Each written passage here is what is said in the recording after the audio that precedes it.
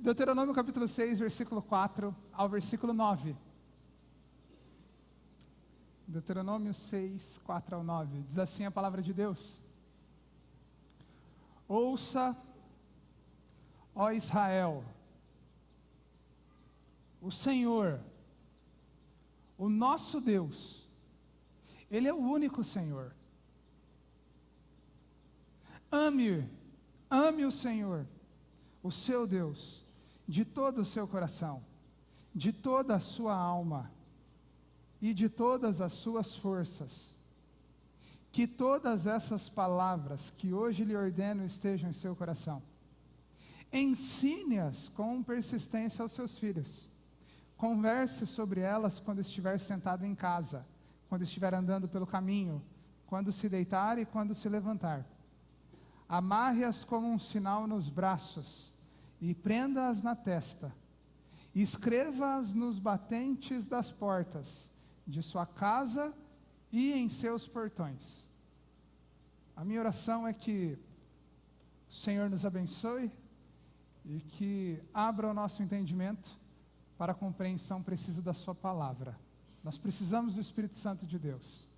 Em nome de Jesus, amém.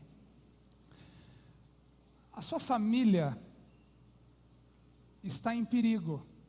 Deixa eu só fazer um parênteses. Gé, a galeria no fundo, embaixo, está desligada.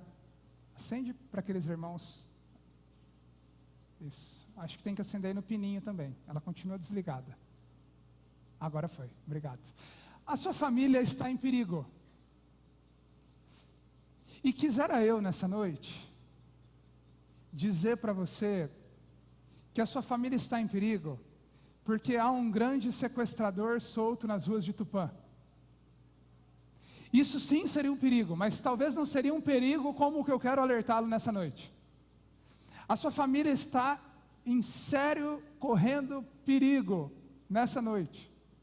E eu não me refiro aos adolescentes que estão com uma brincadeira chamada Jogo do Desmaio, em que essa semana um morreu com uma brincadeira virtual, brincadeiras de adolescentes, daquelas bem tolas.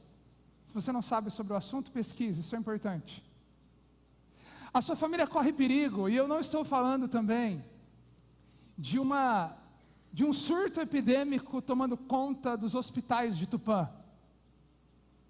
A sua família corre perigo nessa noite, e eu estou falando sobre um perigo maior do que todos estes, porque se trata de um perigo que ele vai além da nossa experiência com essa vida, mas vai também ter implicações na nossa eternidade e relacionamento com Deus.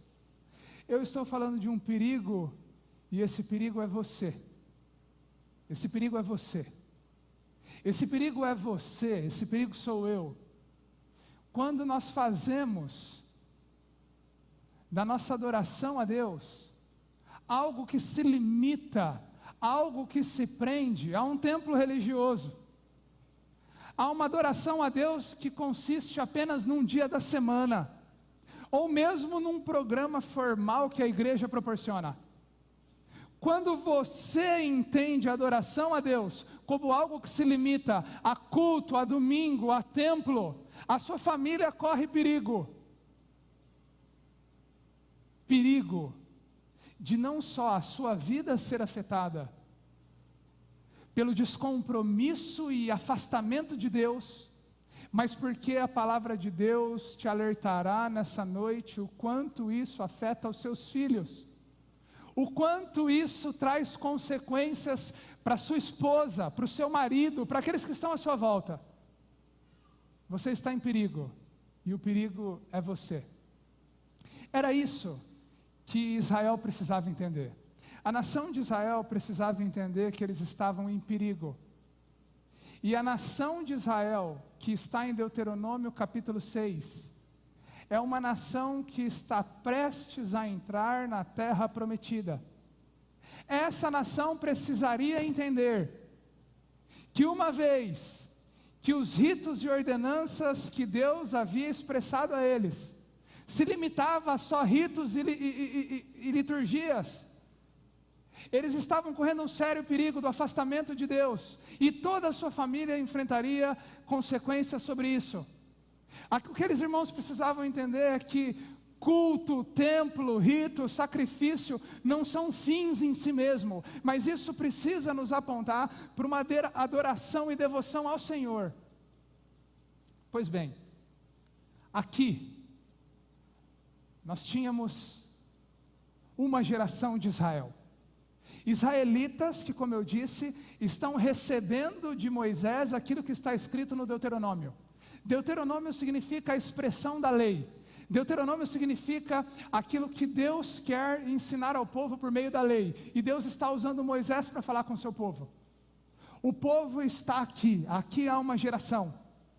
Essa geração, como eu disse, está diante do que talvez seja o maior cumprimento, ou um dos maiores cumprimentos na história de Israel como nação: a entrada na famosa Canaã, na terra prometida. Esse povo está prestes a entrar à terra, e Moisés está os ensinando do que de fato consiste a adoração a Deus, e do que Deus espera deles. Porém, antes de falar sobre as estipulações da lei, capítulo 1, 2, 3 e 4 de Deuteronômio, Moisés os alerta sobre um perigo muito sério. O perigo de que na fé daquele povo que está prestes a entrar na terra prometida, fosse encontrado resquícios da fé dos seus pais. Porque Moisés está os alertando sobre essa geração. Moisés está falando com aquele povo prestes a entrar à terra, mas os alertando sobre um grande câncer, um grande perigo, o perigo deles serem como os pais deles, o perigo deles encararem a fé como os pais deles encararam a fé. E aqui nos capítulos 1, 2, 3 e 4, Moisés dá para aquele povo um resumo do que foi a história daqueles pais. Entendam, aqui há uma geração, a geração que está recebendo Deuteronômio 6, e aqui há a geração dos seus antepassados, que Moisés usa como um péssimo legado. Essa geração foi uma geração que viu o mar se abrir no Egito. Essa geração era uma nação escrava, uma nação pobre, uma nação desprezível, em que Deus havia feito uma promessa ao seu pai Abraão, de que eles entrariam numa terra, de que Deus os conduziria, os libertaria de Faraó. Esse povo, essa nação, viu o mar se abrindo, viu Deus operando milagres. Essa nação, essa geração, viu por 40 anos Deus fazer chover pão do céu, quando alimentos faltava. Essa geração viu Deus mandar codornizes do céu para o seu povo se alimentar. Essa geração viu Deus durante o dia manifestar-se a eles com nuvens, viu Deus à noite manifestar-se a eles com colunas de fogo. Essa geração viu a Deus, contemplou os feitos de Deus, mas essa geração se voltou contra Deus. Essa geração foi rebelde, essa geração testemunhou, mas não experimentou para si os poderes e feitos de Deus. Essa geração, depois de, por disciplina de Deus, andar 40 anos em círculos, do Egito rumo à terra prometida no deserto, essa geração inteira morre. E porque foram rebeldes no seu coração contra Deus, nenhum deles, exceto Josué e Caleb, entram na terra prometida. E quando enfim Deus está colocando o seu povo diante da terra prometida, e nenhum mais desses existem, aqui está a geração dos seus filhos. Quem herdará o cumprimento da promessa é a geração que está diante de Deuteronômio 6. E Moisés diz para eles: não façam como os pais de vocês. Essa geração era uma geração de máscaras. Essa geração era a geração da irmãzinha de oração, que todos os dias ora, mas que na sua vida, a maneira como ela trabalha a sua língua, não revela em nada o caráter de Deus. Essa geração é a geração do pai, que se orgulha por ser 50ª geração de crentes. mas de que não transmite em nada na sua vida o evangelho e o amor de Deus para os seus filhos. Essa geração é do filho que conhece a Deus e não dá testemunho para os seus pais. Essa é a geração de um povo que não evangeliza, que não ama a Deus, que não é visto na sua vida um amor por Deus. Essa é a geração de pessoas que usam máscaras. E a nação de Israel, essa geração, está diante daquela geração, prestes a entrar à terra. E Moisés diz: não cometam, não peguem para si o câncer dos seus pais. Não olhem para eles. E então, depois de no capítulo 1, 2, 3 e 4, expor a tragédia dos seus antepassados, Moisés alerta o povo da sua atitude principal quando entrarem na famosa terra. Deuteronômio capítulo 6, do versículo 4 ao versículo 9, é conhecido pelos judeus como Shema. Shema é a palavra hebraica que é usada para essa expressão, essa palavra ouve. O Shema é talvez uma das passagens mais famosas do Antigo Testamento. Talvez poucos aqui nunca tenham lido Deuteronômio capítulo 6, versículo 4 ao versículo 9. Essa passagem é tão importante que até hoje, judeus, pela manhã e pela noite, são obrigados a recitarem o que eles chamam de Shema, que é essa passagem de cor, e mais duas passagens que se encontram na Torá, que são os primeiros 5 livros da Bíblia. Mais duas passagens eles precisam recitar toda manhã e toda noite. Eles recitam isso não só com a boca, mas enquanto recitam, eles usam filactérios ou tefelins, que são caixinhas de couro que eles amarram com tiras de couro no seu braço, e tem que ficar na altura do coração e na sua testa. Como você vê aí no versículo 8, amarre nos seus braços, amarre na testa. O judeu até hoje, é um rito dele fazer isso pela manhã e à noite. Mas o que há de tão importante na Shema? O que há de tão importante para a nação de Israel em Deuteronômio capítulo 6, versículo 4 a versículo 9? E o texto começa dizendo: ouça, ouça. E esse ouça, ele não é aquele ouça que quando você chega na sua casa, marido, depois de um dia exausto de trabalho, e a sua esposa chega com uma metralhadora e começa a falar do dia dela. Meu amor, porque quando eu tomei banho eu usei o condicionador que era assim, o shampoo que era assado, e o sabonete, caiu no chão o sabonete, eu peguei, e depois eu fiz almoço, eu saí de casa, eu trabalhei, eu dei bom dia no WhatsApp pro meu grupo, eu fiz não sei o que lá, não tem que tem, e depois eu fui, e aí depois que ela falar de uma decisão importante do dia dela, ela chega no final da noite e diz assim: meu amor, e o que você acha desses planos? E você com aquela cara de uva passa, com dor de barriga, sem entender nada do que está acontecendo, você olha para sua esposa e: meu amor, o que você disse é demais, e você não entendeu nada, porque você não a ouviu de fato. O ouvir de Deuteronômio capítulo 6, versículo 4, é o ouvir que as mulheres mais gostam dos homens. É o ouvir de: para tudo, senta aí e escuta o que eu tenho para te falar. É o ouvir de dar atenção, de inclinar os seus ouvidos. É o ouvir de parar tudo o que eu estou fazendo e dar atenção para aquilo que é importante para a minha vida. Ouve, Israel, ouve, preste atenção, não leve isso com levianidade, sei lá, com desprezo. Israel, escute isso com toda atenção, ouve. O quê? Ouve. O Senhor, e essa expressão, o Senhor, que é o que nós entendemos hoje como Yahweh ou Javé, ela é uma expressão até hoje não pronunciada pelos judeus. Tamanho era a reverência a esse nome. O Senhor é o Senhor de todas as coisas. O Senhor é o Senhor sobre tudo e sobre todos. E o que Deus está querendo ensinar nesses versículos para Israel são duas grandes lições. A primeira delas é: Israel, Deus quer o seu coração. Israel, ouve, ouve. O Senhor, o Deus de todas as coisas, o Deus que tem o nome sobre todo nome, o Deus que todo povo um dia há de se dobrar aos seus pés. O Senhor, Ele é o nosso Deus. E da formalidade do nome de Deus, ele traz para a intimidade da família. O Senhor é o nosso Deus. E a expressão nosso Deus os remete às experiências que eles tinham com Deus. O Senhor não é só Deus, nome sobre todo nome, mas o Senhor é Deus que te chama pelo nome. O Senhor é Deus que conhece o seu coração. O Senhor é Deus que livrou seus pais do Egito. O Senhor é Deus que foi fiel aos seus pais, mesmo quando eles não eram fiéis. O Senhor é Deus e Ele te protege. O nosso Deus, o Senhor Deus dos céus, é o Senhor da sua família, da sua história. O nosso Deus. Por isso, ouve, ó Israel.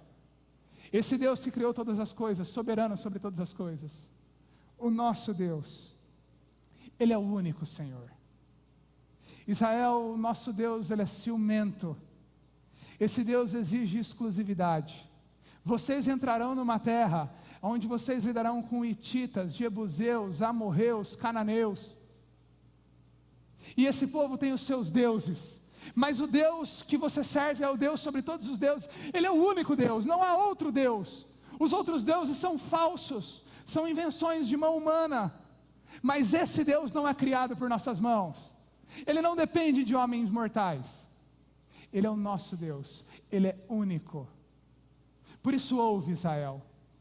O Deus que tem nome sobre todo nome, que te chama pelo nome. Ele exige de você exclusividade. Ele quer o seu coração. Por isso, versículo 5. Ame o Senhor, o seu Deus, de todo o seu coração, de toda a sua alma e de todas as suas forças. E talvez agora sim, esse seja o texto mais famoso da Bíblia. Esse seja o texto mais conhecido no meio do judeu, do gentil que somos nós. Ame o Senhor, o teu Deus. Israel, vocês entrarão numa terra. E eu não estou preocupado nesse momento, primariamente, com as táticas que vocês usarão para combater os inimigos. Eu não estou preocupado como vocês reagirão às ciladas dos inimigos. Israel, eu estou preocupado com a sua devoção. Eu estou preocupado diante de tudo que você passará. O quanto o seu amor por mim é tudo que você tem. E o que significa amar a Deus de todo o coração, alma e força? Há aqueles que compartimentalizam essas expressões. Olha, você precisa amar a Deus de todo o seu coração. E coração significa amar a Deus com o que está dentro. Você precisa amar a Deus de toda a sua alma. E a alma significa todo o ser, a totalidade do ser, é o que está fora. E força é o que vem de você. Enfim, há muitas interpretações para isso, muitos teólogos brigando por isso. Mas eu, com toda a impetuosidade da idade, eu não acho que tenha esses milindres de compartimentalização, não. Eu entendo que amar a Deus de todo o coração, alma e força é uma expressão que denota entrega total. E você e eu entendemos isso quando nós pensamos no nosso português aqui. Porque você diz para o seu amigo: amigão, te amo de coração. Ó, não dá para explicar, eu pisei na bola com você, mas ó, coração. Porque você, pai, entende o que eu estou falando. Quando eu pergunto se você ama o seu filho, você diz: eu amo com toda a minha alma, com todo o meu coração, com toda a minha força. E eu me lembro que antes da Sara nascer, a minha primeira filha, muita gente me procurava e dizia assim: Renato, você só saberá o que é um amor sacrificial quando você tiver o seu primeiro filho. E realmente essas pessoas tinham razão. Hoje, pela minha filha, eu choro. Pela minha filha, eu me entrego. Eu me lanço na frente de um carro, eu crio coragem. Pela minha filha eu sou tendencioso. Vem 10 criancinhas na minha frente, todas mais bonitas que a minha filha. Mas quando eu olho para minha filha e me perguntam quem é a mais bonita, eu falo: é a minha filha. Porque meu amor é tendencioso, porque eu a amo com todo o meu coração, alma e força. Porque a minha filha, ela pode ser a maior sem vergonha da face da terra, mas ela é minha filha. E eu me dou por ela. Talvez essa seja ainda limitada, mas a forma de ilustrar o amor que Deus pede a Israel. Israel, eu quero amor, amor que exija de você as suas motivações. Israel, eu quero devoção total, eu quero amor que gere tendência, desejo, coragem, choro. Eu quero o seu coração, Israel. Você entrará numa terra e a minha preocupação é com o que você ama mais do que todas as coisas. A minha preocupação é se você me ama. E então Deus continua por meio de Moisés, anunciando para aquela nação prestes a entrar na terra prometida, de que Ele queria o seu coração. Ele queria o seu coração porque Ele é Deus sobre todos os deuses. Ele queria o seu coração porque Ele é Deus que chamava a nação pelo nome. Ele queria o seu coração porque Ele era o único Deus. Ele queria o seu coração numa entrega total de vida. E Ele relata a Israel, se vocês entenderem, versículo 6, que tudo que eu estou chamando para vocês são ritos com fim em si mesmo, vocês entenderam tudo errado. Versículo 6, Israel, que todas essas palavras que hoje lhe ordeno estejam em seu coração. Olha comigo o versículo 1 e 2. Essa é a lei. Moisés havia no capítulo 5 exposto os 10 mandamentos de novo, os lembrados dos 10 mandamentos. E ele diz, essa é a lei. Isso é, os decretos e as ordenanças que o Senhor, o seu Deus, ordenou que eu lhes ensinasse, para que vocês os cumpram na terra, para a qual estão indo, para dela tomar posse. Versículo 2, desse modo, quando vocês obedecerem à lei, seus filhos e netos, eles temerão a Deus, eles temerão o Senhor, o seu Deus. O que Moisés está ensinando, de novo, é que todo o objetivo do rito não era ser um fim em si mesmo, mas é que aquilo fosse parte de uma expressão de coração. Israel, eu não quero ritos. Israel, eu não quero ritos por ritos. Israel, eu quero o coração de vocês. Eu quero a dedicação total de vocês. Israel, eu quero o seu coração. E depois de enfaticamente, em Deuteronômio capítulo 6, do versículo 4 ao versículo 6, Deus os convidará a uma entrega de coração. Agora, Deus levanta a história de uma outra geração. Depois de Deus falar, a geração que aqui estava, os alertando sobre o câncer dos seus pais e a responsabilidade que eles tinham de fazer diferente, surge na história uma outra geração, a partir do capítulo 7. Olha só o que diz a palavra de Deus. Portanto, Israel, dando continuidade à linha de raciocínio, ensine todas essas ordenanças, todo esse amor, com persistência aos filhos de vocês. O que Deus está dizendo aqui é, Israel, eu quero, primeira grande lição, o seu coração. E segunda grande lição, isso precisa começar na sua casa, porque Israel, existe uma geração diante de você. Essa geração não é a sua, essa geração não é a dos seus antepassados, essa geração é a geração que virá após você. E toda a sua casa, aqueles que são sua responsabilidade, a sua descendência, eles serão completamente influenciados pelo seu relacionamento com Deus. Por isso ensine-os. Ensine-os, e a ideia de ensinar não é só como alguém que senta e discursa. A ideia de ensinar é de alguém que discursa com a boca, mas sobretudo discursa com a própria vida. O que Deus está dizendo é que a maneira como essa nação seria conduzida, seria extremamente importante a sua devoção, e extremamente importante a preocupação com os seus descendentes, com essa geração. Se aqui nós tínhamos pessoas com máscaras, aqui nós devemos ter pessoas que amam a Deus de todo o coração, para que, influenciados pelo testemunho desses pais, esses vivam a Deus de todo o coração. O que Deus está dizendo a Israel, o que você é no relacionamento comigo, é um anúncio para o que os seus filhos serão. Por isso, ensine os seus filhos. Por isso, em casa, se preocupe com os seus filhos. E mais do que isso, se preocupe com a sua rotina. Leia comigo a continuação do versículo 7.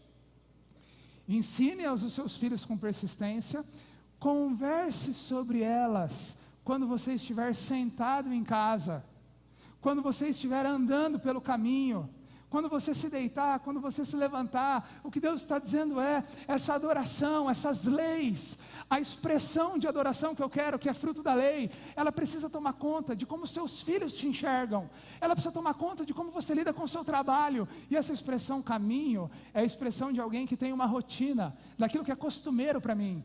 Isso precisa tomar conta da sua rotina, de como você compra pão na padaria, de como você lida com as leis de trânsito, de como você é para a sociedade, como você administra as suas contas. Transmita a sua fé aos seus filhos, transmita a sua fé na sua rotina, transmita a sua fé ao se levantar, que de manhã seja o primeiro pensamento, que pela noite seja o seu último pensamento. Amar a Deus de todo o coração, é quando isso traz desdobramentos para a sua família, é quando isso traz desdobramentos para a sua rotina, é quando isso afeta o seu deitar, o seu levantar. E agora versículo 8, é quando você traz no seu corpo a adoração do Deus vivo. E aqui é o que nós temos, como eu disse, o Shema, que até hoje os judeus usam. Amarre-as como um sinal nos braços, e prenda-as na testa. E vou dizer mais, isso tem que estar tanto na sua casa, versículo 9, que você precisa escrever isso nos batentes das portas, e nos seus portões também. Israel, essa adoração a Deus precisa ser tudo. A sua geração corre perigo, a maneira como você administrará o seu relacionamento com Deus e a sua devoção está totalmente ligado a como os seus filhos desfrutarão disso. Por isso ame a Deus de todo o seu coração, se comprometa com o único Deus, não olhe para os seus antepassados, não olhe para a história da sua família, mas se preocupe com a história da sua geração e daqueles que virão. É como se Deus dissesse para nós, Igreja Batista de Tupã, porque nós não somos Israel, nós somos igreja, há aplicações sérias que precisamos trazer para nós, e diferentes. É como se Deus olhasse para nós e dissesse o seguinte: Igreja Batista de Tupã,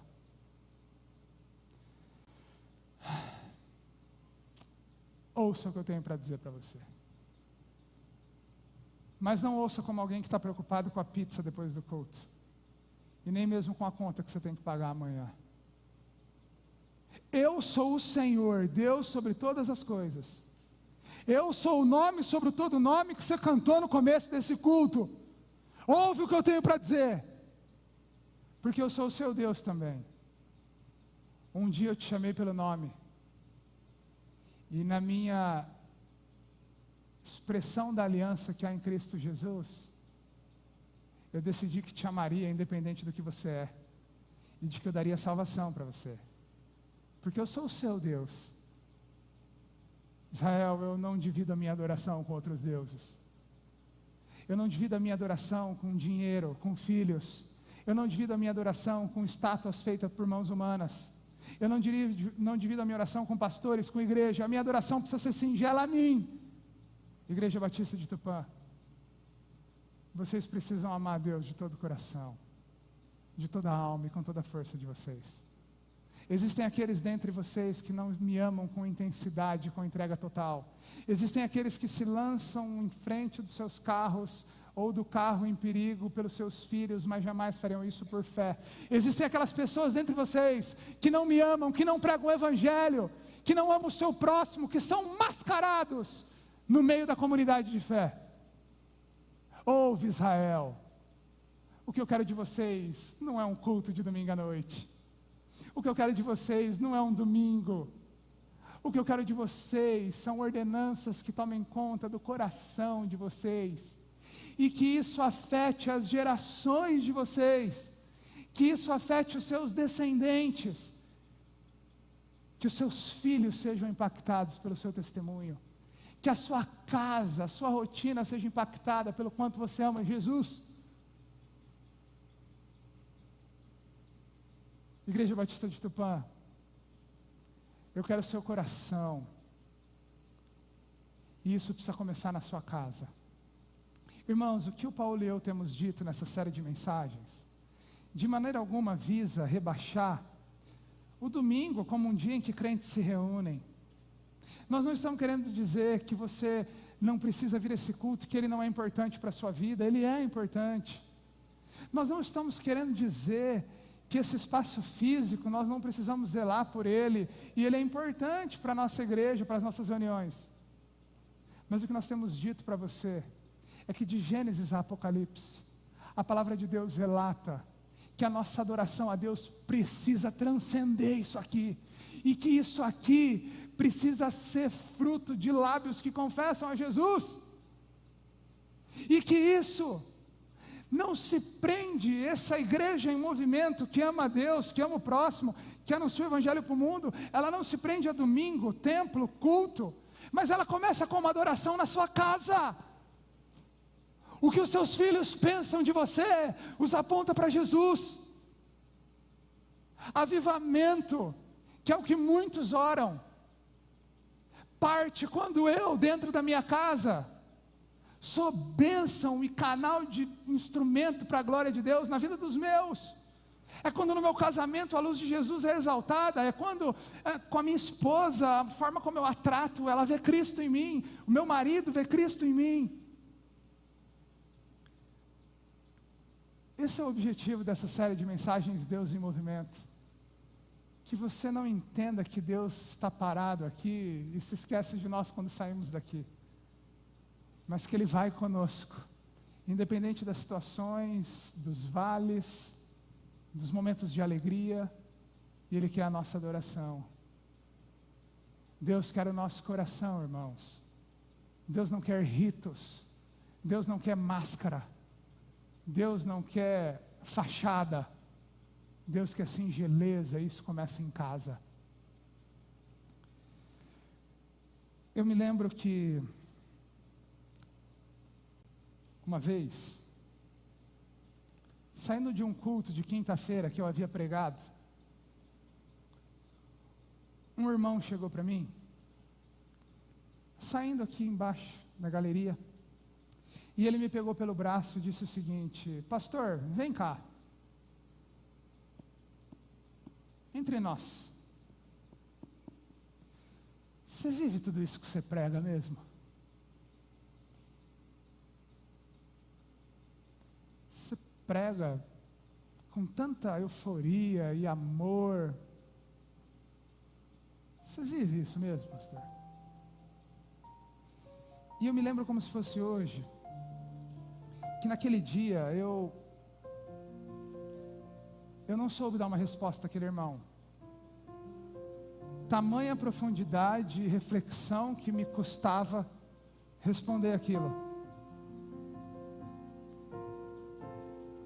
E então,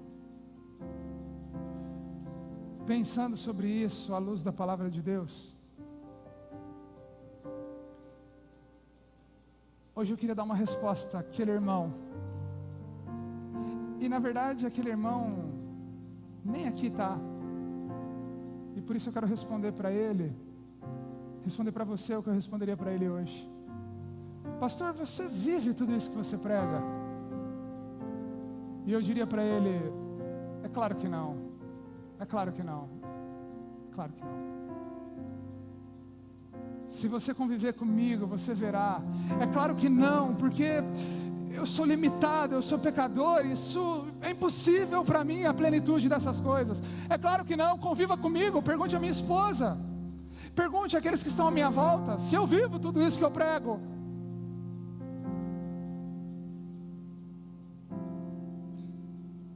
Agora, meus irmãos, eu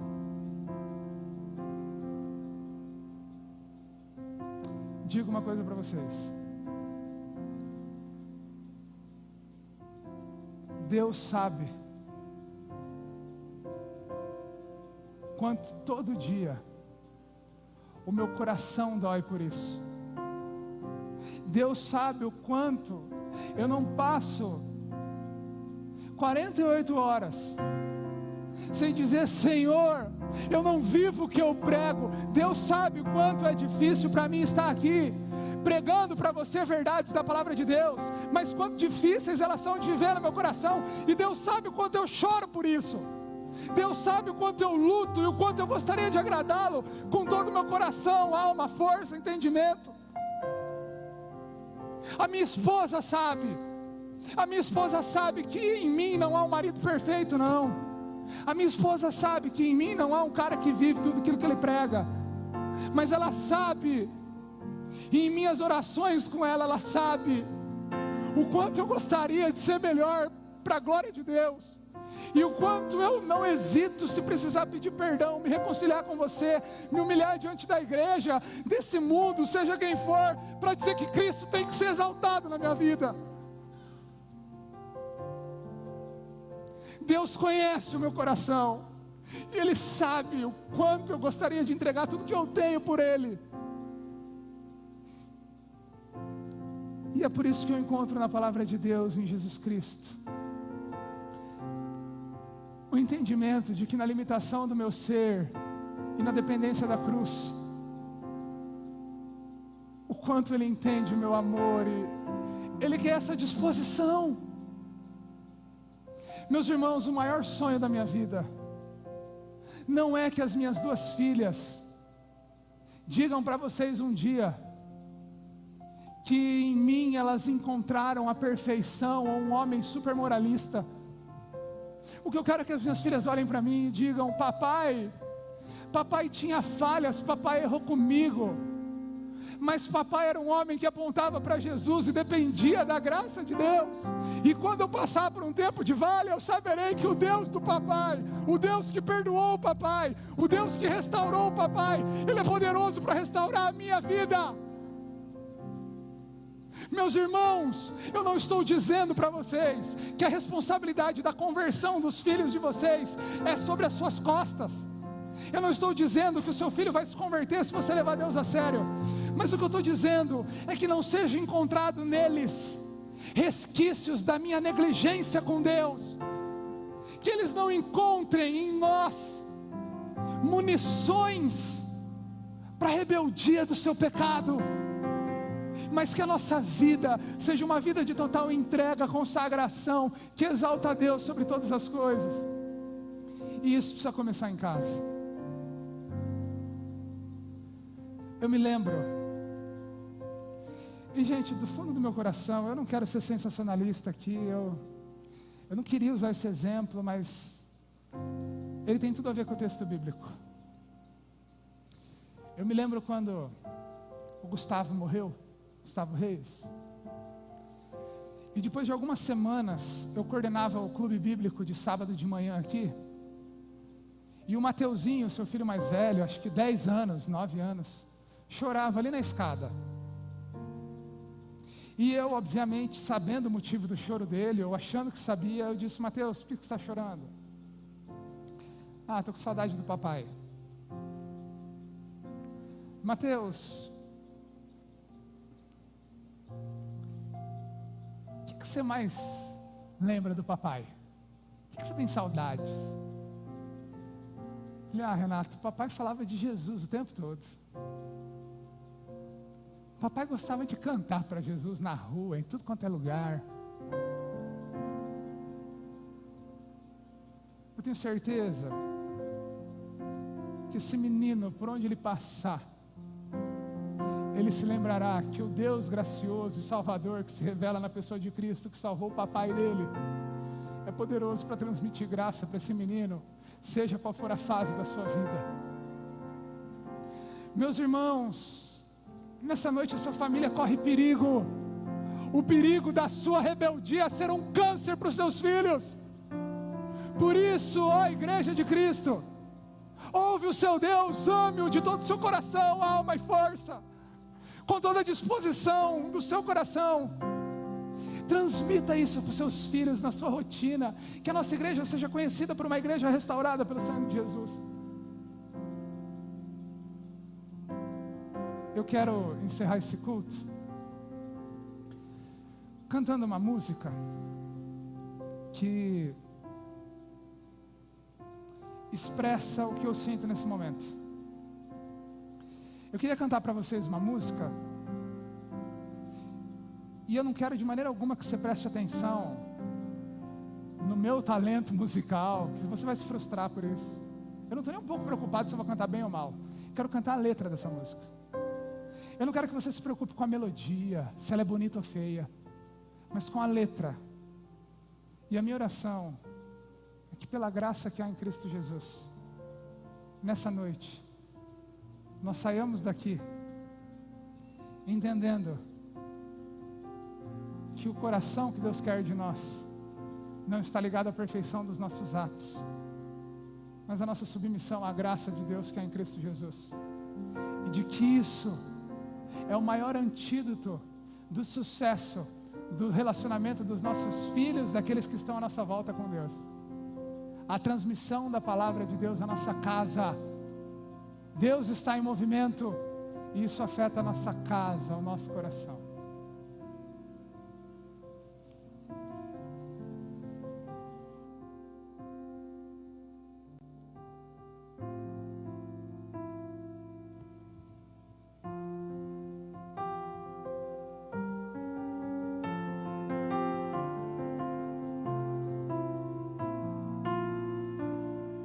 Eu não tenho sido fiel por inteiro a ti, ó Deus imutável.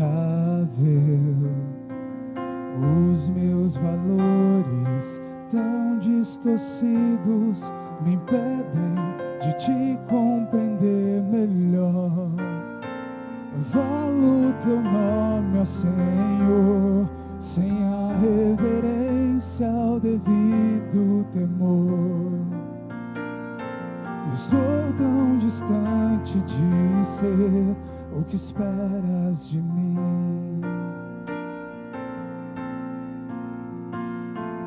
Quando tu queres guiar meu viver, eu escolho o caminho mais fácil. Eu deixo de orar e buscar tua face em troca da tua própria obra. Até a minha oração é imperfeita na motivação.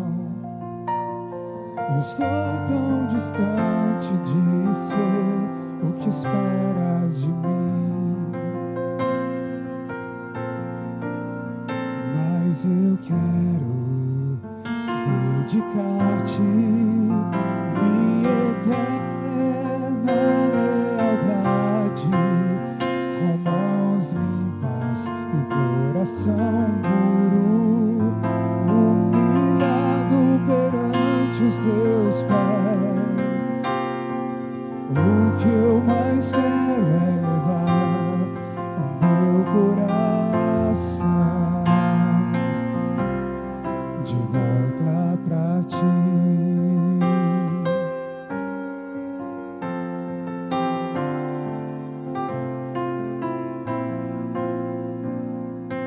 Quando tu queres guiar meu viver, eu escolho o caminho mais fácil.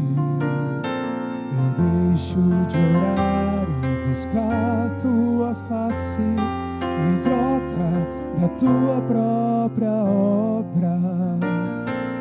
Até a minha oração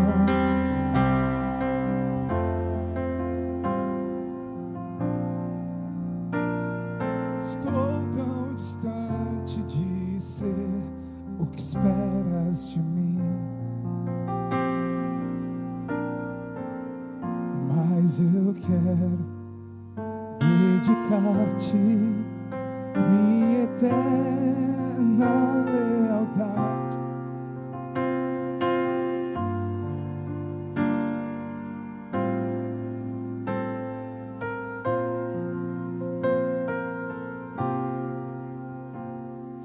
O que eu mais quero é levar o meu coração de volta pra ti.